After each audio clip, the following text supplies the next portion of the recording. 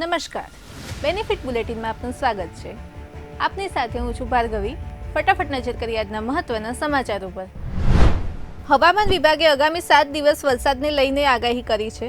આજે સાબરકાંઠા, ગાંધીનગર, અરવલ્લી, ખેડા, અમદાવાદ, આણંદ, પંચમહાલ, દાહોદ, મહીસાગર, વડોદરા, છોટાઉદેપુર, નર્મદા, ભરૂચ, સુરત, ડાંગ, તાપી, નવસારી, વલસાડ અને દમણ દાદરાનગર હવેલીના જિલ્લાઓમાં છૂટાછવાયા સ્થળોએ ભારે વરસાદની સંભાવના.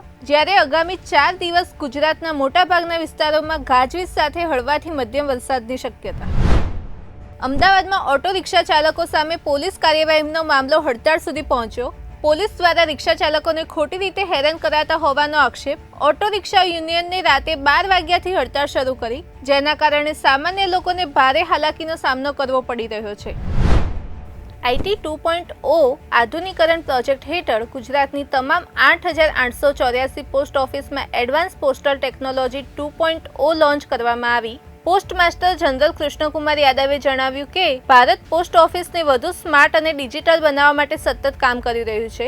આ પ્રયાસના ભાગરૂપે આઈટી 2.0 આધુનિકરણ પ્રોજેક્ટ હેઠળ આજે સમગ્ર ગુજરાત અને પોસ્ટલ સર્કલમાં એડવાન્સ પોસ્ટલની ટેકનોલોજી 2.0 શરૂ કરવામાં આવી અને અમદાવાદ જીપીઓ ખાતે તેનું ઉદ્ઘાટન કર્યું. આ સાથે ગુજરાતની તમામ પોસ્ટ ઓફિસો હવે એપીટી 2.0 હેઠળ લેવામાં આવી છે. ભુજના ધનાઢ્ય પરિવારના સગીરે 95 લાખની કરી ચોરી કરી મિત્ર સાથે ગોવા જવાનો હતો પ્લાન. અમદાવાદ પહોંચીને પોલીસના પકડવાના ડરથી ગોવાની ટિકિટ રદ કરી કોલકાતા જવા નીકળ્યા હતા. અમદાવાદ ક્રાઇમ બ્રાન્ચે બંનેને એરપોર્ટના બોર્ડિંગ ગેટ પરથી ઝડપ્યા.